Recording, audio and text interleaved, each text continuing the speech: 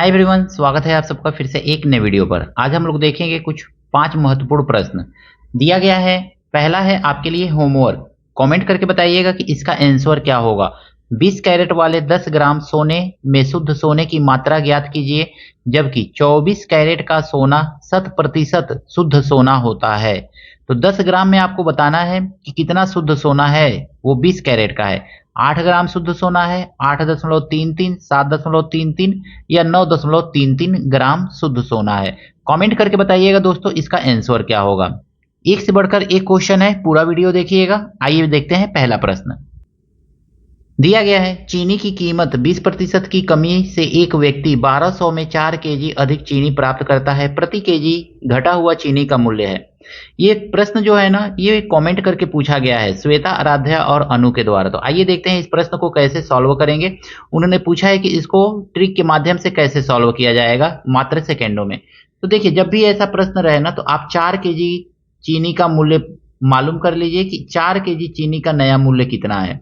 4 KG चीनी का नया मूल्य बराबर, सीधे सीधे यहाँ मूल्य लिखिए।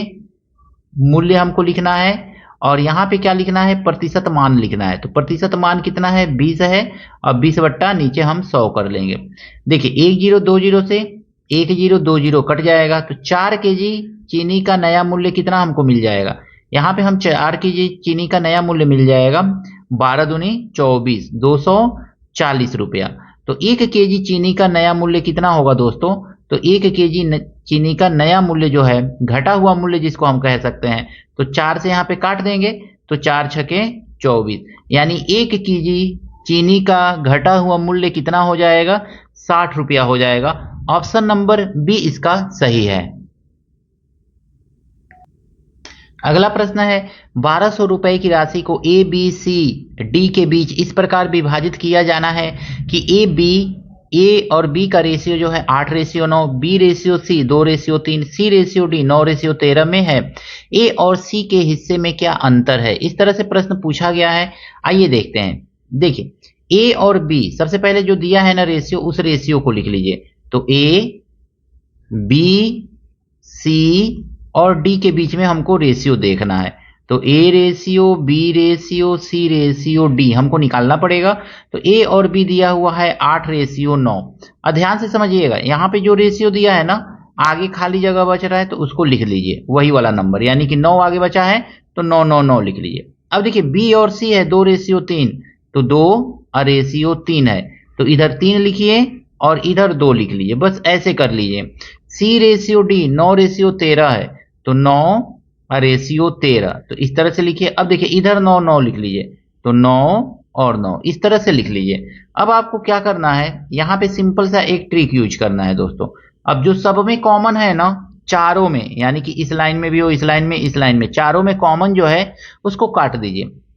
तो देखिए 9 9 9 9 कॉमन दिख रहा है, चारों में है, तो चारों में हमने इसको काट दिया। इसको छोड़ करके और कुछ कॉमन दिख नहीं रहा है। अब देखेंगे ना, तो 8 दूनी 16, ये हो गया 16, 9 दूनी 18, ये हो गया 18, 9 3 27, ये हो गया 27, और 13 तिया 39, ये आपका हो जाएगा 39। अब ये किसी कॉमन नंबर से चारों के चारों कटेंगे नहीं, तो यही A ratio, B ratio, C ratio, D हो जाएगा आपका। अब आपसे पूछा गया है ना, ए और सी के हिस्सों में क्या अंतर है।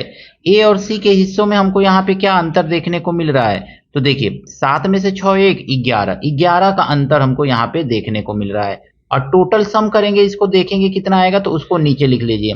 9 7 16, 16 8 24, 24 6 30, 0 3 3 3 6, 6 2 8, 8 1 9, 1 10, यानी ये कितना आ गया, 100 आ गया। अब मल्टीप्लाई, टोटल धनराशि कितना है, तो 1200 रुपया है, तो 12,000 रुपया है। ऐसे लिख लिया। 1020 से ये 1020 कैंसिल आउट हो जाएगा।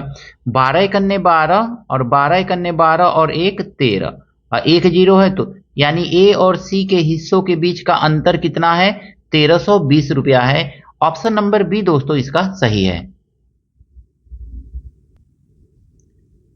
7 पे पावर 71 प्लस 7 पे पावर 72 प्लस 7 पे पावर 73 किससे विभाज्य है, ऐसा प्रश्न दिया गया है। तो हम क्या करेंगे ना, 7 पे पावर 71 प्लस 7 पे पावर 72 इस तरह से लिख लेंगे सिंपली, और 7 पे पावर 73 ऐसे हमने लिख लिया। अब इसमें देखिए कुछ कॉमन दिख रहा है क्या आपको, तो यहां पे देखेंगे हम ना 7 पे पावर 71 कॉमन दिख रहा है, तो बचेगा क्या, ये 7 पे पावर 71 कॉमन ले लिया, एक बचा। यहाँ पे 7 पे पावर 1 बचेगा, 71 कॉमन हो गया, तो यहाँ पे क्या बचेगा, 7 पे पावर 2 बच जाएगा, ऐसे ही तो बचेगा।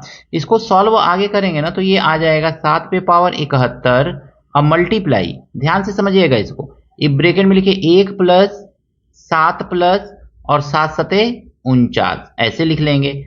अब इसको सॉल्व करेंगे ना तो कितना आएगा, 7 पे पावर 71 और मल्टीप्लाई, देखिए 9 और 1 10 और 7 17 और 4 1 5 57, 7 पे पावर 71 गुणे 57, इसमें देखिए 57 या 57 का कोई फैक्टर, 7 का कोई फैक्टर हो या 57 का कोई फैक्टर मल्टीपल हो, 7 का कोई मल्टीपल हो या 57 का कोई मल्टीपल हो या फैक्टर हो, उसी से क्या हो जाएगा, ये पूरा का पूरा नंबर विभाज्य होगा। तो यहाँ पे 57 दिख रहा है, तो 57 ऑप्शन नंबर सी जो है इसका दोस्तों सही है।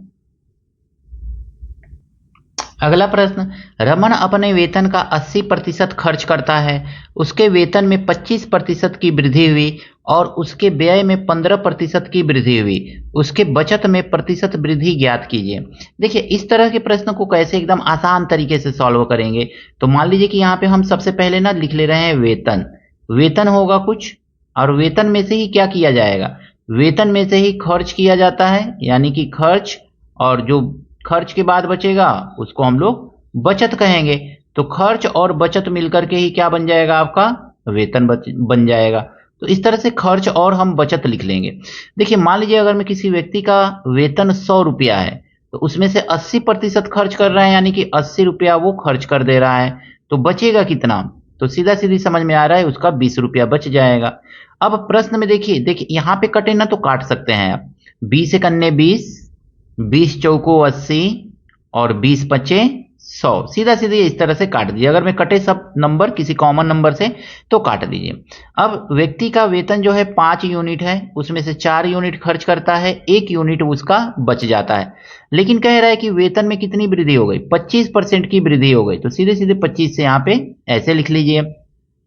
तो कह रहा है खर्च भी बढ़ गया, व्यय बढ़ गया, कितना बढ़ गया, तो 15 बढ़ गया, तो 15 यहाँ पे लिख लीजिए। तो कह रहा है कि बताइए ना कि उसके वेतन में प्रतिशत वृद्धि कितनी, बचत में कितनी वृद्धि हुई, तो बचत में हमको नहीं मालूम है, तो हम मान लेंगे कि ए बचत में वृद्धि हुई। अब यहाँ पे क्या करना है ना, आपको इसको मल्टीप्लाई कर लेना है, 25 पचे 125 सीधा सीधा लिख लीजिए इस तरह से, और 15 चौको 60 और ए का मल्टीप्लाई 1 में करेंगे तो ए 1 जा ए आ जाएगा, इस 60 को इधर लाइए और ए का वैल्यू निकाल लीजिए, तो ए इज इक्वल टू कितना मिल जाएगा आपको, तो 125 माइनस 60। अब ए इज इक्वल टू आपको कितना मिल गया दोस्तों यहाँ पे, तो ये मिल गया आपका 5 और 6 12, यानी कि 65% की उसकी बचत में वृद्धि कितना हो गया, 65% की वृद्धि हो गई। ऑप्शन नंबर डी इसका सही है। ये ट्रिक आपको कैसा लगा एक कमेंट करके जरूर बताइएगा दोस्तों। एक ट्रक 1 किलोमीटर की दूरी 30 किलोमीटर प्रति घंटा की चाल से और अगला 1 किलोमीटर की दूरी 45 किलोमीटर प्रति घंटा की चाल से तय करता है, ट्रक की औसत चाल ज्ञात कीजिए। देखिए समान दूरी तय कर रहा है, ठीक है ना, समान दूरी तय कर रहा है, तो समान दूरी तय करने के कंडीशन में अगर मैं देखेंगे ना, देखिए 1 किलोमीटर ही जा रहा है, 1 किलोमीटर जो है 1 ही किलोमीटर जा रहा है, ये 30 किलोमीटर प्रति घंटा की रफ्तार से, 30 किलोमीटर प्रति घंटा की रफ्तार से, और फिर यहां से अगला 1 किलोमीटर जा रहा है, 1 किलोमीटर जा रहा है कितने की रफ्तार से, तो 45 किलोमीटर प्रति घंटा की रफ्तार से, 45 किलोमीटर प्रति घंटा की रफ्तार से। तो इसको हम u मान लेंगे और इसको हम v मान लेंगे, ठीक है, कुछ देर के लिए मान लीजिए। तो औसत चाल हमसे पूछा जा रहा है, देखिए जब समान दूरी हो, दिया गया दूरी जो है ना समान हो, तो औसत चाल बराबर क्या होता है, तो औसत चाल बराबर यहाँ पे हम देखेंगे तो औसत चाल बराबर होता है फार्मूला के अकॉर्डिंग 2u v बट्टा u प्लस v। बस इस फार्मूला का आप क्या कीजिए, यूज कीजिए और आसानी से क्वेश्चन लगा लीजिए, लेकिन ध्यान रखिएगा दूरी समान होना चाहिए, अगर में दूरी समान नहीं होगा तो फिर ये फार्मूला नहीं लगेगा। यहाँ पे भी 1 किलोमीटर, फिर उसके अगला भी 1 किलोमीटर, ठीक है ना, दूरी समान होना चाहिए। या तो ये जाए और फिर इसी पे वापस आ जाए, या जाए और फिर अगला दूरी भी सेम हो, तो ये फार्मूला हम आसानी से लगा करके औसत चाल निकाल सकते हैं। तो 2 और मल्टीप्लाई 30 और गुणे 45 कर लेंगे। और हमको नीचे क्या लिखना है, तो 30 प्लस 45 लिखना है ना, तो जोड़ के लिख ले रहे हैं, 75 आएगा, यही तो आएगा ना। अब देखिए 15 तिया 45, 15 चौको 60 और 15 पचे 75। अब 5 से काटेंगे, 5 छके 30, इसको मल्टीप्लाई कर लीजिए तो कितना आ जाएगा, 6 दूनी 12 और 12 तिहाई 36, यानी ट्रक की औसत चाल अगर में देखेंगे तो कितना हमारा मिल गया, 36 किलोमीटर प्रति घंटा। तो इस तरह से ये सिंपली आपका दोस्तों आंसर हो जाएगा। ऑप्शन नंबर इसमें कौन सा सही है, तो ऑप्शन नंबर हमको सी, ऑप्शन नंबर सी जो है इसका सही है। आशा करता हूं दोस्तों मैथ से संबंधित ये पांचों प्रश्न आपको अच्छी तरह से समझ में आए होंगे। कहीं पर भी कोई त्रुटि है, कुछ कमी रह गई है, कमेंट करके जरूर बताइएगा। वीडियो कैसा लगा एक कमेंट जरूर कीजिएगा। अगर मैं चैनल पर पहली बार आए हैं तो आपसे हाथ जोड़ करके निवेदन है, चैनल को सब्सक्राइब करिएगा और अपना भरपूर प्यार चैनल को दीजिएगा। मिलते हैं नेक्स्ट वीडियो में इसी तरह के कुछ नए प्रश्नों के साथ। Thank you, best of luck.